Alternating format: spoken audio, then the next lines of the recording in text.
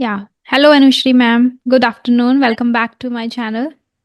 Hi Rajni, good afternoon to you also. How are you? I'm doing great. Thank you so much for asking. How are you doing, ma'am? Very well. That's great. Lovely to know. Okay, so first of all, I want you to introduce yourself so my audience can know you. Hmm. I'm Anushri Goenka. I'm the founder of a education company called Sparky AI. Sparky is a voice first, it's an AI friend to practice spoken English fluency. So it is built for people like your, audience, which wants to become fluent in English. They already know something, but they want to get confident. So this is an app where you can talk to this AI friend about many different things. It gives you feedback, etc., and helps you get to better spoken English fluency. So that's the company I run. I'm based out of Bangalore. I have about 15 years of work experience before this. I'm a computer science engineer, then did my MBA from IIM Ahmedabad. For 5 years, I worked in strategy consulting, and then for 9 years now, I've been working in consumer technology businesses, which is basically creating solutions for consumers to solve their problems using technology. So that's a little bit about me, but very excited to have today's chat. That's lovely. That's great to know about you. And yes, we will discuss further about the Sparky application, how it actually can help learners. Okay, so today's there is a special topic that I want to discuss with you, and which is like how to speak on any topic efficiently and confidently. Hmm. I think it's a good topic to take because a lot of users or a lot of learners who are struggling for fluency or they're on their journey to get to fluency, they worry about this a lot. So it's a great topic to talk about today. I think the first thing I would say is, or maybe the first two most important things, then I'll go into some more tips and tricks for people. First most important thing is when you're talking about a topic, you are trying to convey your ideas, right? It's not a test of your English correctness. So, more important than worrying about your mistakes, right? It's okay if you're making mistakes. Don't focus on that. Focus on what is the point you want to get to the other person, right? If you're telling a story, you want them to be able to imagine the story. If you're arguing and debating with someone why, something is better than something else, then you have some points in support of that, right? Conveying that is more important than watching for, did I make a mistake, right? So that Hmm. mindset shift is the number one thing. The number two thing, depending on, who you're talking to and what this environment will be, right? Maybe it is in an office meeting and you're giving a presentation, or maybe it is, something, right? Some situation in your life where you want to be prepared and you want to not make mistakes, right? I think there's nothing more important than practice, right? Practice both. If you're speaking in English, practice English as a general skill. That's a overarching thing that in your life that will be of use in many situations. So it's not just practice Hmm. English for this one situation, right? If you practice English, it'll help you in many things in your life.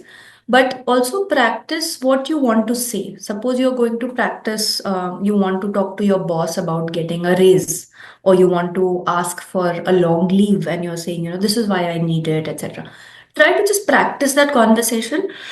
You can practice it with a friend, you can practice it in front of the mirror, you can practice it with a product like Sparky. The thing with a product like Sparky is you'll also get feedback on, how, what are the words you can use, or how can you frame this sentence better, right? But those two things are most important. Don't worry about the mistakes. Focus on the point you're making. Second is practice what you're going to say and generally practice English. But these are very high level points which is useful in all communication. But Hmm. maybe we focus a little more specifically on how to talk about any topic right now, because we are saying it's a slightly different thing from saying how to talk, how to have a conversation on anything, right? That's a little different because that is more equal parts you and your audience both are talking enough, right? Here I'll focus a little bit more on where you are communicating. It's not necessarily an equal conversation, but you are talking about a topic, right? I think the most important thing I have learned this through my MBA training, also through consulting and through working also, right? The number one thing on any communication is structure, right? Some people will say, whatever comes to my mind, their mind, they'll, just start spitting it out. And then it's like a big mess. Your audience is lost. Hmm. What is more important? What is less important? Everything is not equally important. what is if you're going to talk about three things, then you should structure it saying there are three reasons why, right? So we can take some example. Say if you are talking to somebody about which school is better for your child, or Mm. any other topic. Maybe you have three four types of considerations. You're like, what is the cost, what is the fee, what is the distance from your house, what is the board that the school has, what kind of facilities and activities or extracurriculars that the school has, right? These are all Mm. different aspects, right? So you should break it down into a structure. Or if you're talking about, I want a raise, what are the points you're making? I want a raise because I have not got a raise for such a long time. Or are you saying I want a raise because I have taken additional responsibility and now I'm, doing this and this. So Mm. structure your things, which is why it's better to write it as bullet points first. Ki these are the three main points. Then you can detail them. Ki, if I look at this aspect, these are the details of that, but the audience should not get lost in the details. The audience should remember the three main points, right? So that is what they say about structure. Or even sometimes I feel like in office conversations and all, people pick up something and then they go on about that. That may not be the most important thing. So you also want to structure what is important, why it is important, what should we do about it, all of those types of things, right? And maybe what are some risks if we do it, this might go wrong, or we should be careful about this. So that is all structure. So You break up. possibility, reason, solution kind of things you can add just. Yes, right. So Hmm. basically, it is just breaking up anything. So if you talk about, say, environment, if that's your topic, then if you were giving a speech, you would break it down into saying why it is important to talk about environment. So first Mm. establish that. Then you can say ki in environment, what all comes. In environment, there is plastic and pollution, there is soil and there is weather and there is, oceans and something, right? And then, so you've broken it down. Then you say, I'm going to talk today only about air pollution, right? Whatever. So that is what I mean by structure. That's very important because it puts your audience in the right frame of mind. Ki, what am Mm. I hearing things about? If they know what they are hearing about, their receptivity, their ability to understand it goes up. They know what it is, right? Yeah. If you just have one big story, then people are like, why are you telling me the story? Right? Mm. So that should not happen. And you go to your boss and say, I need a raise. And you give one long story of I did this and then this happened and then this happened. And then the boss is like, I know these things. Why are you telling me this? Right? Mm. So try to structure. The easy way is to write down as short bullet points, right? It's easy to write long. It's difficult to write short. Short, yeah. So force yourself to write short so that you are forced to clearly think of what is the most important thing. The Mm. rest you will, in the short version, you will not include. Then when you're having a detailed conversation, you include, right? Absolutely. Another thing that I find very useful is something called the pyramid principle. And pyramid principle Okay. is used a lot in anything. If you design an ad, if you design a presentation, if you are giving a speech in anything, it's the pyramid principle is useful. Where what it means is there is the most important top, it's a small thing that's on top, and then there is more detail, and then there is more detail. So if Mm. it's a presentation, then what your headline on it is, or if it's a document, what is the headline, or if you start a conversation, how do you say what I'm going to talk about, right?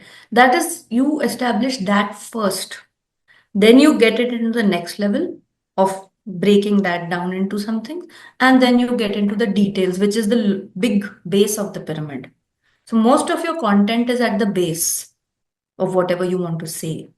But you don't get to that till you establish the top two layers, right? So when we started this, you said introduce yourself, right? That is basically saying ki, who is she? Why is she talking on this channel, right? There Yeah. should be some understanding that the user should have.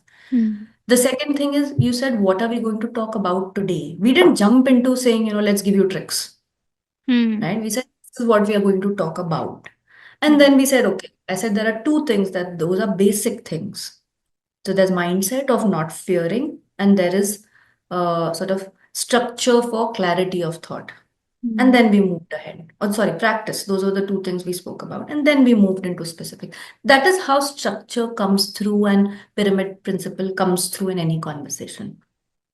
Yeah, absolutely. Yeah, So, it means like the starting of like from with what sentence, or maybe because some people suggest like when you are giving any kind of speech or when you are asked to come on stage and say, so you can start asking the question first, so that can, you hmm, know, grab the attention of the audience and they start even yeah, thinking, and if they don't have the answer, they will be eager to listen to you, like what you are yeah, going to talk about this. Or you can start yeah. with some kind of quote which you are able to resonate, and your audience, if you know the audience, and then your audience is also able to resonate with. Yes, Hmm. yes. So those are basically what they would call hooks. How do you Hooks, hook yeah. the audience?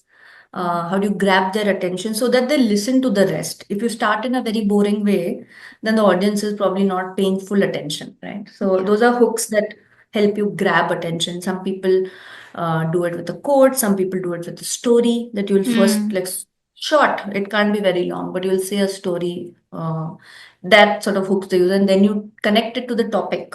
Hmm. Like, say, you talk about environment, and maybe you talk about a story that there was a cow near my house, and I saw it was eating plastic, and something, it died after 3 days, or some. Hmm. It's a short story, but it tells you why environment is important.